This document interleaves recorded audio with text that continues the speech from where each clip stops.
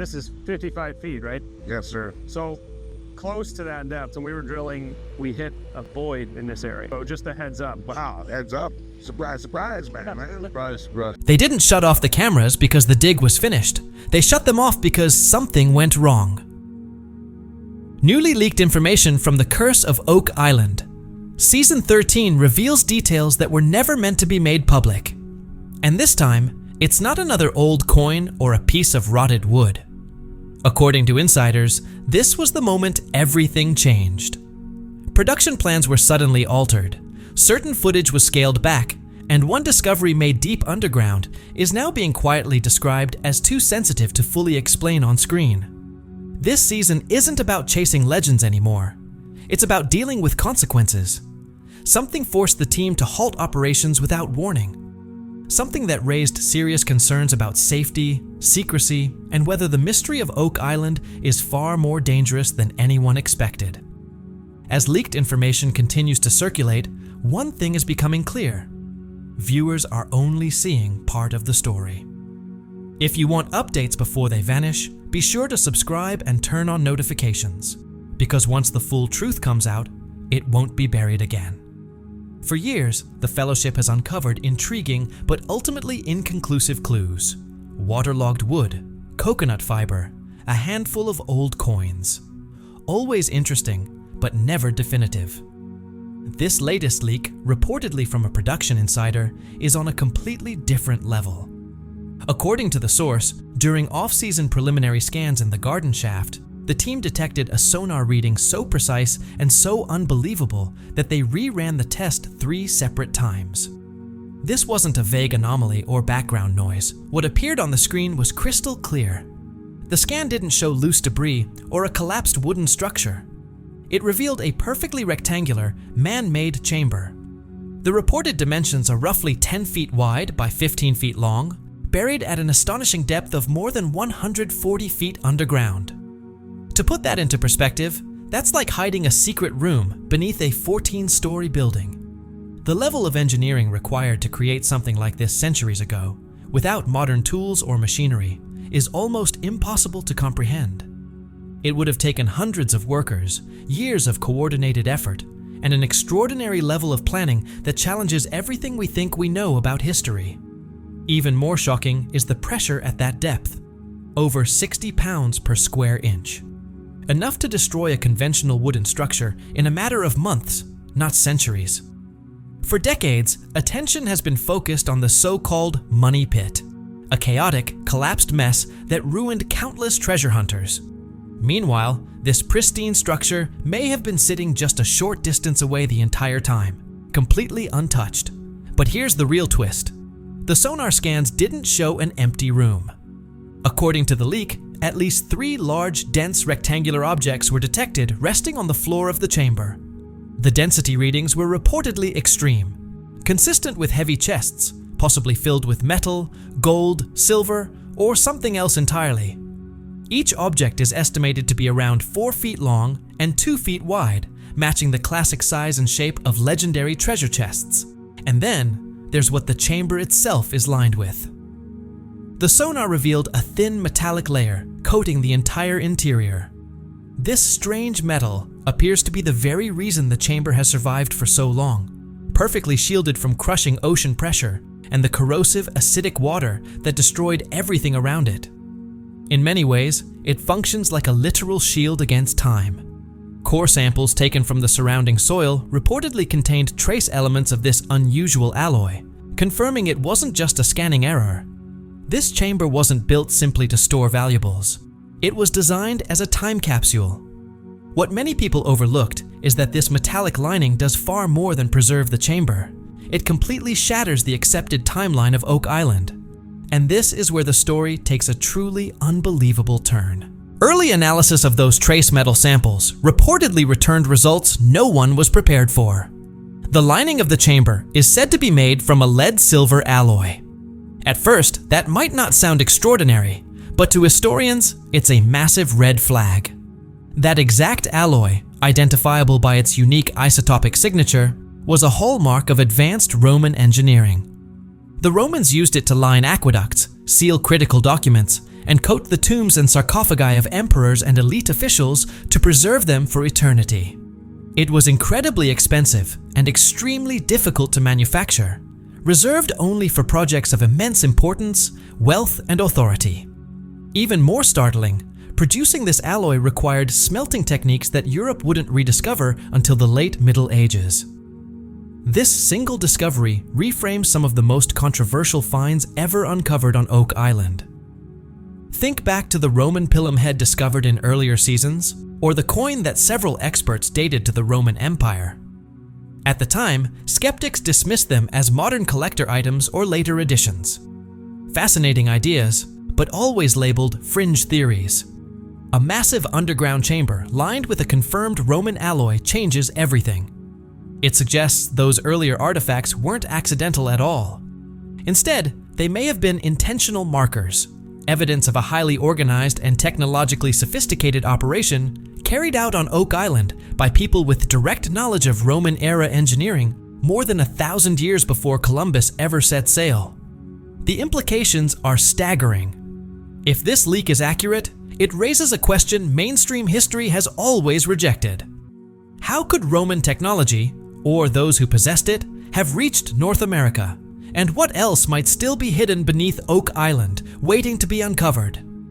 That idea has been reinforced in history books for generations. But now, the evidence is beginning to stack up in ways that can't be ignored. This wasn't a case of a handful of sailors accidentally washing ashore. What's being suggested points to a massive construction project, one that would have required long-term occupation, careful coordination, and a sophisticated supply network. One theory gaining traction among the team is that a group, possibly early predecessors of the Knights Templar, carried Roman knowledge, technology, and artifacts forward after the fall of the Empire, preserving its legacy in secret. As unbelievable as that sounds, it may not be as impossible as it first appears. When Rome collapsed, its advanced engineering and scientific knowledge didn't simply disappear. Much of it was protected and quietly passed down through secretive religious and military orders operating behind the scenes. These groups may have used that inherited expertise to create the ultimate hiding place, far from the chaos, wars, and political upheaval tearing Europe apart. The Lagina brothers may not be searching for a simple pirate treasure after all. They could be standing on evidence that the accepted timeline of North American history is deeply flawed. This Roman connection completely changes the nature of what Oak Island might be hiding, and notably, the chamber's reported location aligns closely with long-standing Templar theories and Nolan's mysterious geometric markers. Here's what makes the Knights Templar especially relevant. They were experts in finance, logistics, and, perhaps most importantly, misdirection. Their secrets were rarely straightforward. They were buried beneath layers of symbols, coded messages, and deliberate distractions. So what if the famous money pit was never the real target? According to recent leaks, this newly identified Roman-style chamber isn't even located at the original money pit site. Instead, it sits some distance away, positioned precisely at a previously unrecognized geometric point within the pattern known as Nolan's cross. It's not the center of the cross, but a critical marker along its outer edge, one you would only search if you already understood the full hidden design. This discovery has sparked a bold and controversial idea within the team. What if this chamber isn't the ultimate treasure vault at all? What if it's a decoy, a ceremonial antechamber, or even a tomb? Suddenly, the elaborate flood tunnels and so-called booby traps make far more sense. If they weren't designed to protect gold, which can always be replaced, but something far more sacred and irreplaceable. Consider this. The Knights Templar were long rumored to possess powerful Christian relics, the Holy Grail, the Ark of the Covenant, or documents that could reveal the true origins of early Christianity. These aren't items you casually bury in the ground. If you were safeguarding something like that, you would seal it away with reverence, inside a sacred vault built using the most advanced knowledge available at the time. A Roman-style chamber fits that purpose perfectly. What lies inside may not be treasure chests filled with gold, but reliquaries, holy containers preserving artifacts of unimaginable historical and spiritual value. In that context, the true treasure of Oak Island wouldn't be monetary at all. It would be historical, spiritual, and world-altering. This theory also ties directly to clues uncovered in Season 12, especially those pointing toward the Knights of Malta, who are widely believed to be successors of the Templars. With this newly discovered chamber acting as the missing cornerstone, the entire puzzle begins to come together. The island itself becomes the lock. Nolan's cross serves as the key, and this chamber represents one of several tumblers that must align before the true vault can be reached. Seen this way, the money pit may have been nothing more than a sacrificial trap, engineered to collapse repeatedly and frustrate treasure hunters for centuries, while the real prize sat nearby, untouched, hidden, and perfectly preserved just a few hundred feet away.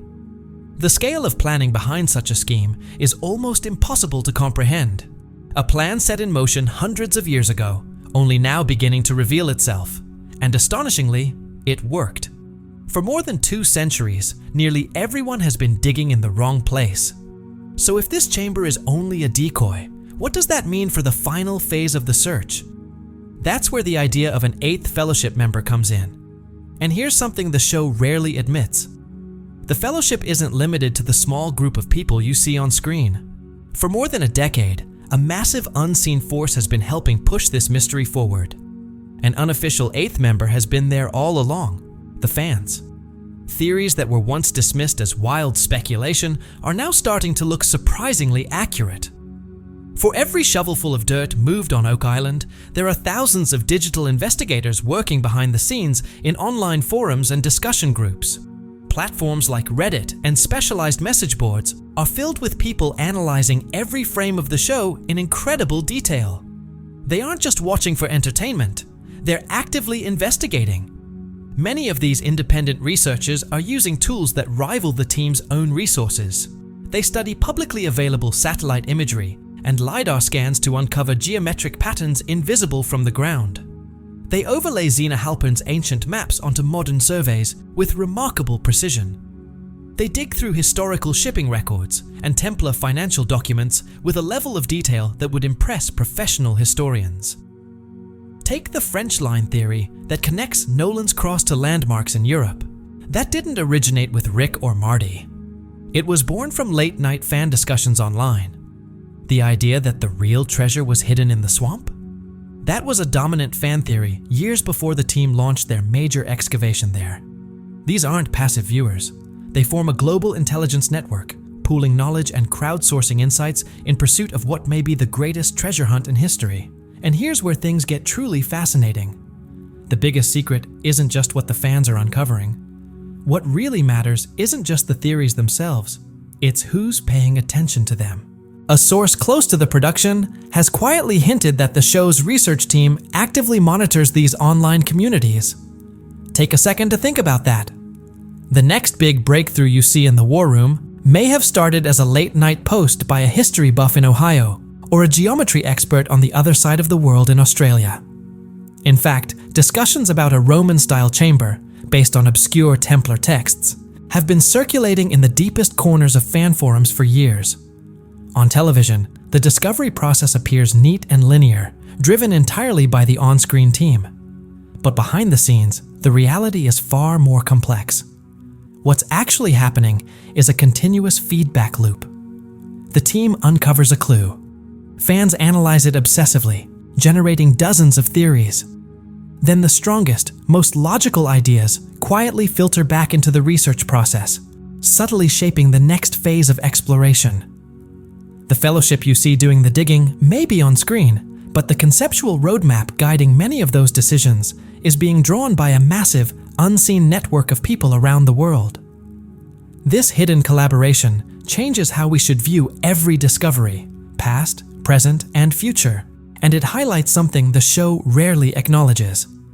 So what does all of this mean for Season 13? In short, it means everything. The focus now shifts almost entirely toward locating and physically reaching this mysterious chamber. The honeycomb drilling, dye testing, and non-stop scanning weren't random efforts. They were all leading to this moment.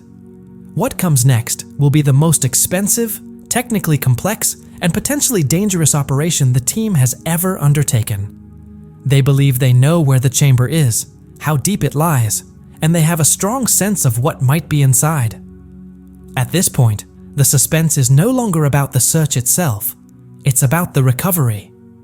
Of course, skepticism is understandable. After more than a dozen seasons filled with false starts and near misses, many viewers have grown doubtful. You see the comments everywhere. They'll never find anything, or it's all just for TV. That frustration makes sense. But take a step back and think about this. For years, people have said, "Show us something real, something more than another piece of wood." If these leaks are accurate, this is exactly that. A man-made, metal-lined chamber from a time period that supposedly never reached North America. This would be the moment that changes everything. People tune in because they want a mystery. For a long time, the mystery was whether anything was even there at all. Now, the mystery has grown much larger. What is actually there? Who put it there? And does a discovery of this scale really happen all at once? Or have the Lagina brothers known more than they've let on? A breakthrough like this doesn't just reshape a television storyline. It rewrites history. This is no longer simply about buried treasure. It's about who truly reached the Americas and when. The implications are enormous, which explains why every step is being taken with extreme caution. As viewers, we're watching the story unfold episode by episode. But for the team, this is about legacy. They're standing on the edge of solving a mystery that's more than 230 years old, and this chamber may finally hold the answer. So are we, as the audience, missing a crucial piece of the puzzle.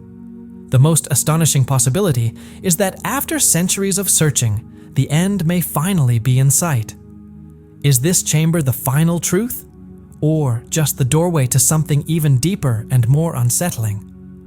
Let us know what you think in the comments below, and don't forget to subscribe to the Timefold channel and hit like for more deep dive mysteries.